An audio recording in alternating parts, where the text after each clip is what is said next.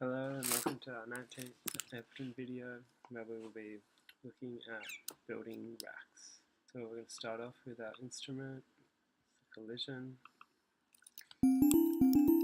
quickly make sound.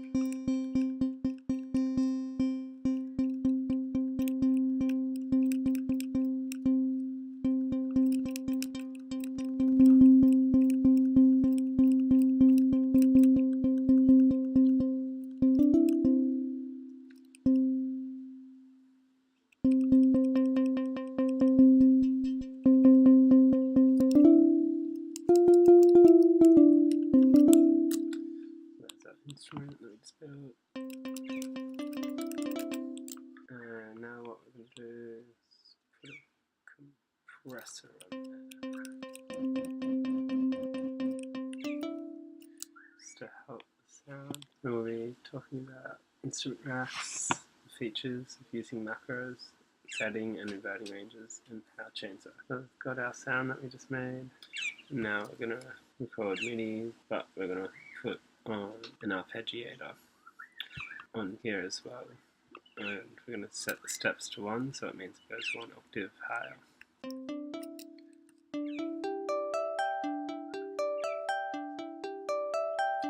So that's what it will sound like, but we're playing it chord, which you'll see in a second.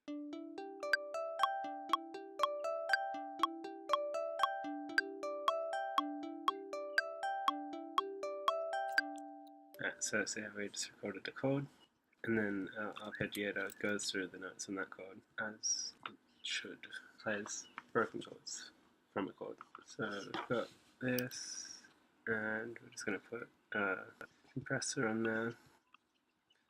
So we've got this, and now if we grab all of this, we can shift select all of them, and we can either press Command G or right click and go group. And now you can't really see that much has changed, but if we go like this and make them all smaller, and now open up our chain list, which will have the instruments that you're using and the instrument rack and the macros. So now when we open the macros, open the instrument that we're using, we can map certain elements of the instrument to the macros. So we could do the noise, for example.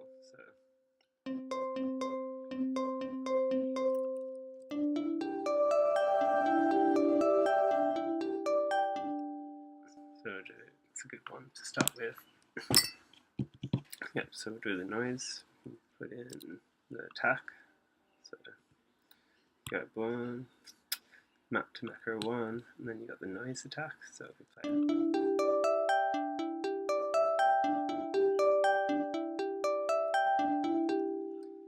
And now our release, which is this one, macro 2, so I can go.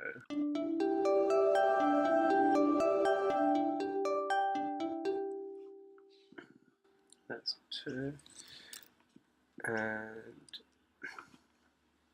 find another cool thing to map. This could be a decay, so we do that to macro 3.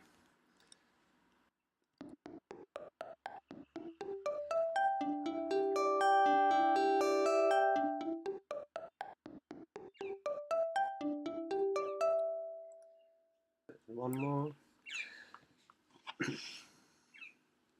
The color of the sound, this.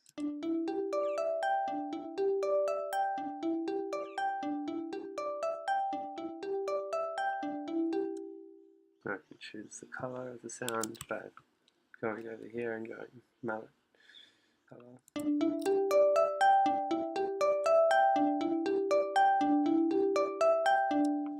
And if you put a reverb onto there, which will also sound pretty cool.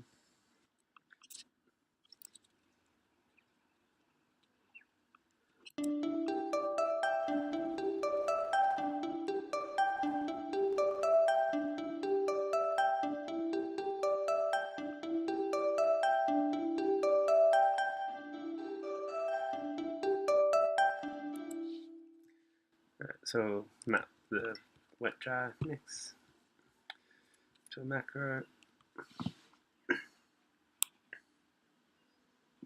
and so now you can just play through, muck around with this. A good one to put on there is the noise volume. So you might put this so it can't reach higher, so we press map and then go to noise volume and then make it so it can only go to 25 dB so it doesn't get too loud. And you can also do other things to make sure that it sounds normal when you play it.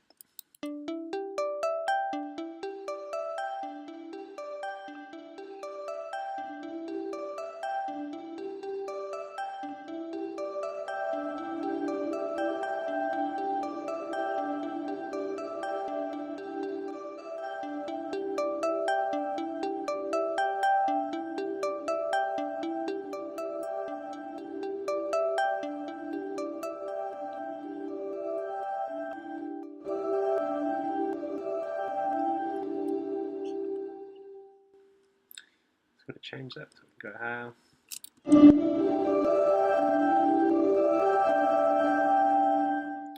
So you can see that that actually did help when I mapped it, but I'm just going to make it so it goes to -10 instead of another one.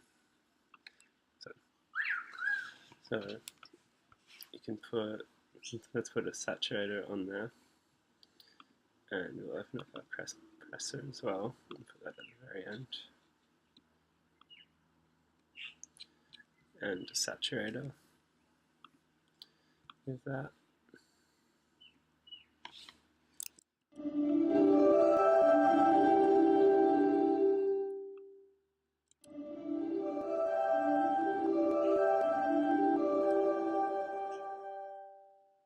So we could map the drive to 7 and the output to 7 as well.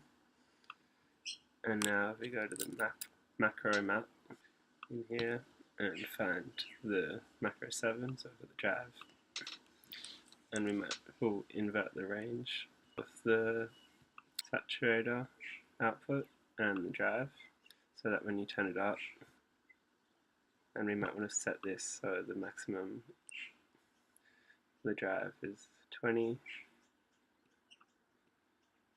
and the maximum for this is 20 as well. So now if we use this, it should not get too loud.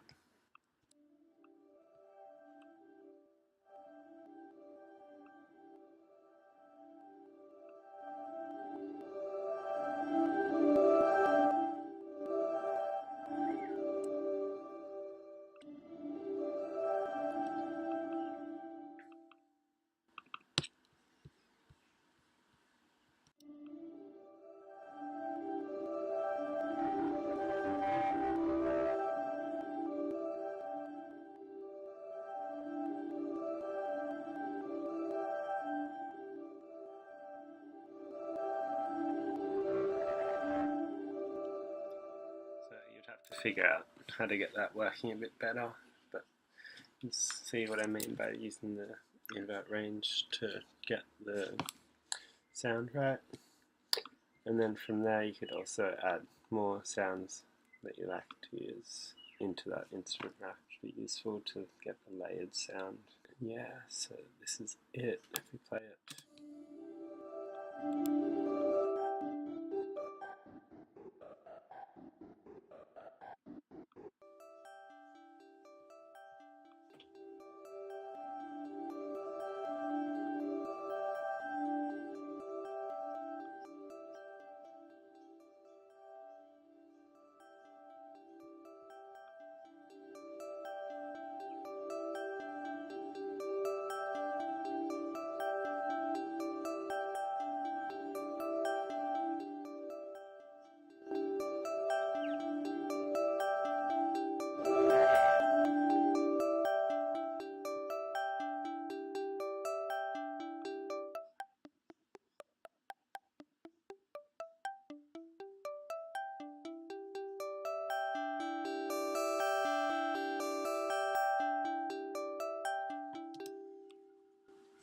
So that is our instrument with macros mapped to it. And now we put these all down. You could literally just have macros showing, press play, and muck around with it. And you can also save that as a preset. So you got instrument rack. So I'll do 8210 instrument rack with macros. And then you've got a macro you can play around with your instrument racks, which is fun. For the second part of this video of making racks, we're going to put in another instrument, and these will not affect the macros that are already on there. So let's just grab another one. So we'll go to instruments and put in an operator. You just drag that in, and now when it plays, you'll hear two.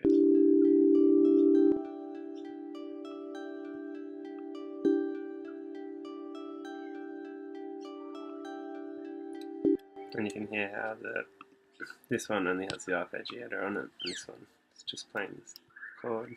So now we can get the chain out, and we can drag this all the way out, and this one, and we can go between them.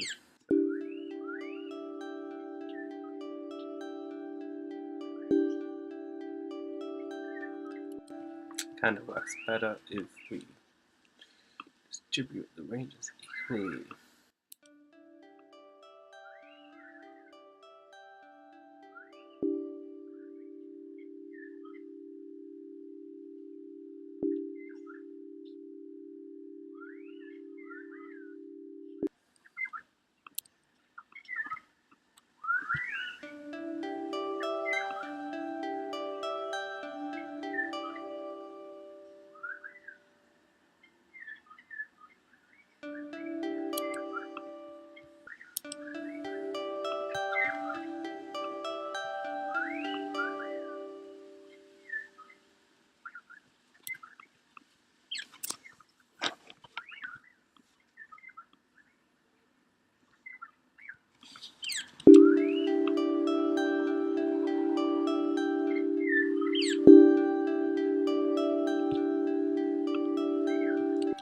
So you can see how I've just crossfaded between them, so you can understand that like when it's getting played softly, it will mainly play the top instrument, and when it's getting played harder, it gets more of the bottom.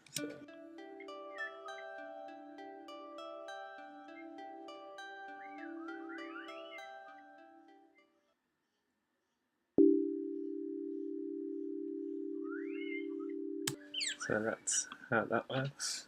You can set it up better than I have. It's a basic idea of it. You can hide that now. And this.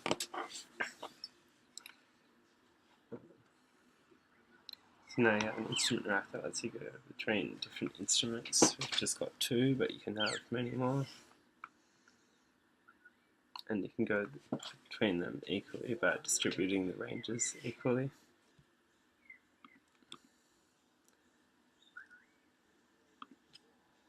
And you can also use the chain selector to do that, like this. So let's do it again. It's a bit better.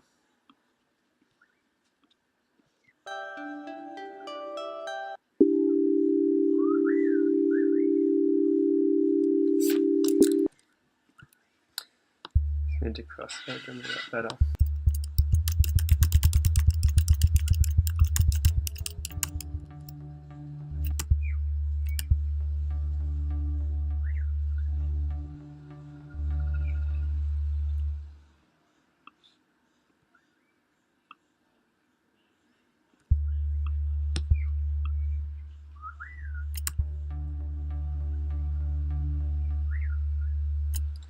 Anyway, that's sort of how it works. And then what you can do is we've already set the ranges. So we've got our chain selector mapped, so we can choose between the instruments. and you can use the mixer or in here to adjust the group, like the instrument's volume, or the mixer, so you can do it here as well. You can see they both affect each other in that sense.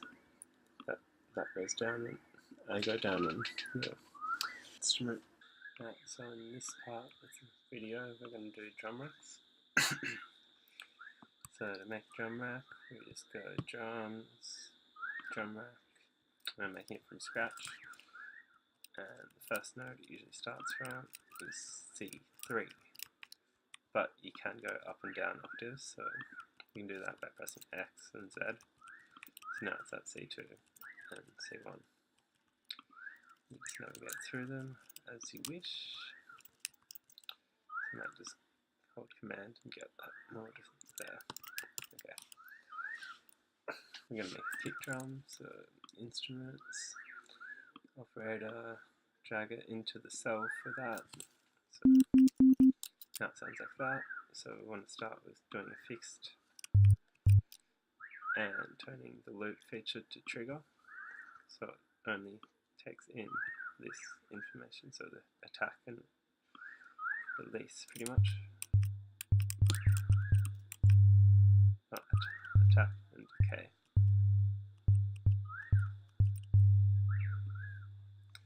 So just quickly do this quick.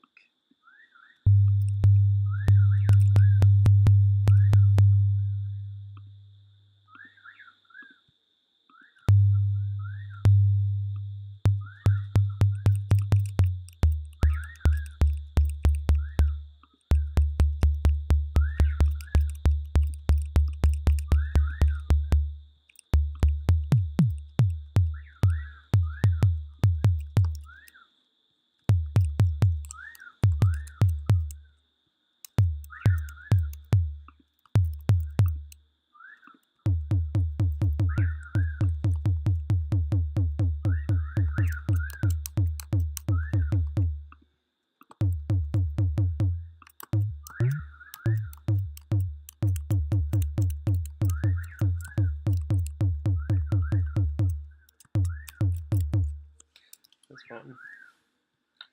The hi-hats, open operator again, and change the wave to white noise. Trigger.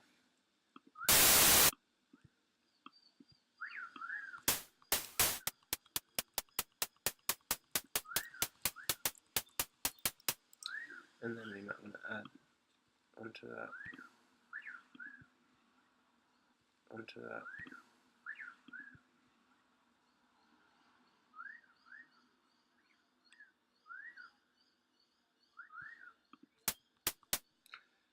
Let's turn this one up. Let's get a little bit of tone for the hi-hat.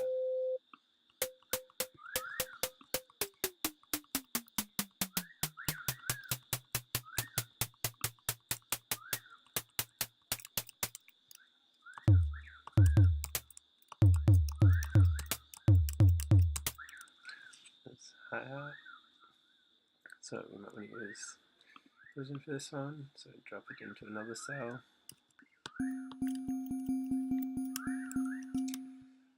Go to a membrane.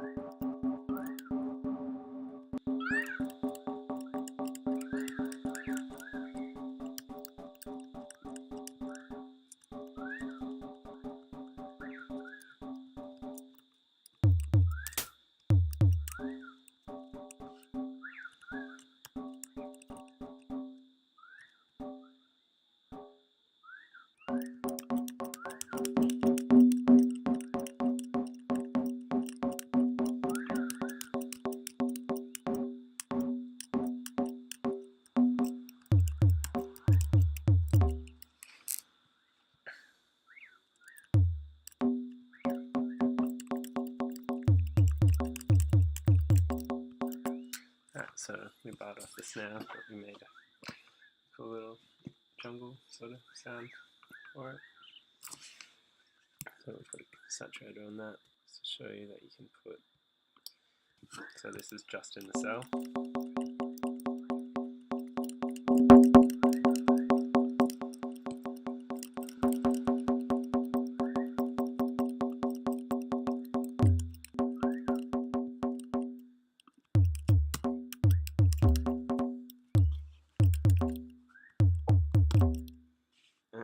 You can also put in sample as well.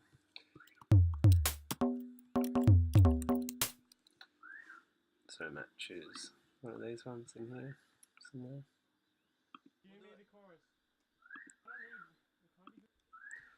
Oh, first I'll just put the sampler in there. And then get the samples. Got this, put it in the sampler.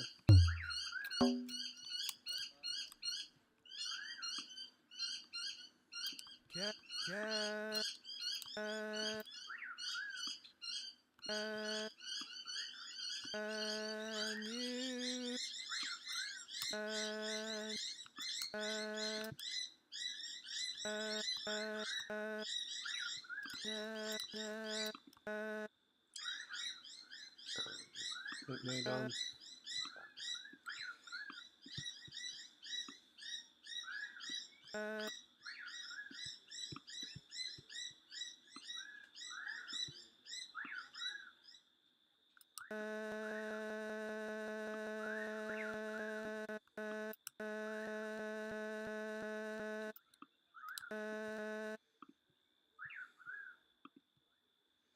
It's more pitched.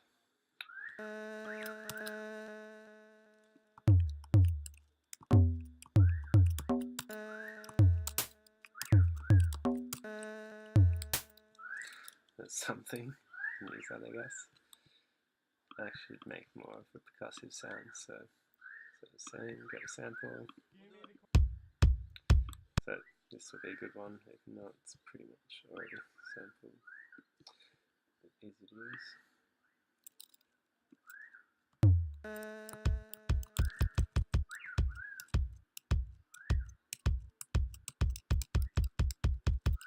There's the drum rack. So we can open up, we can just shut this now. So that's just there. You can see that all the other ones show up like that.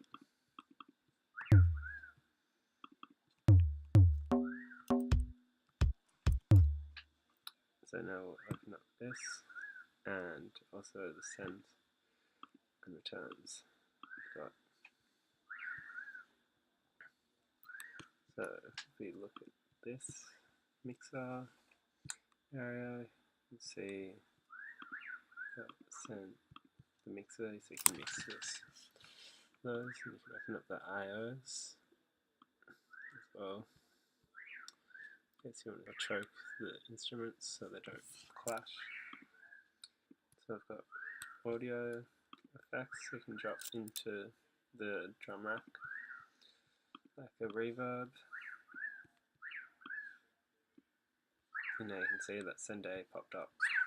So if we put this to play on the, we won't do it on that, but maybe the hi-hat, you'll notice it. You can see that's coming through this send A, not the mixer boom one. That's one way, and if we want to send that out to the mixer, we can just create a return chain, and then send B can go there, and then if we open the I/O for that, on send B, you can send that to the reverb or the delay. So we'll see how that sounds if we do that. So,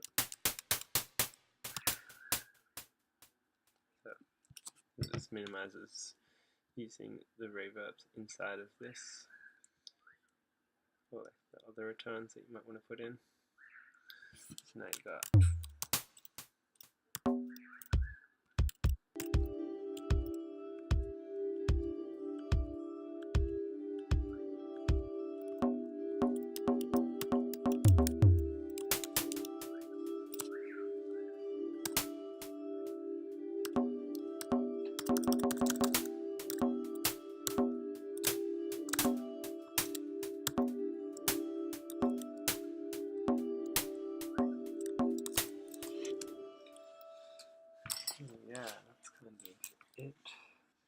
So if you want to put a processor on the entire rack, what you can do is we'll just put distortion. So saturate, you can just put that on the outside of the rack, and then you have distortion on the entire outside rack.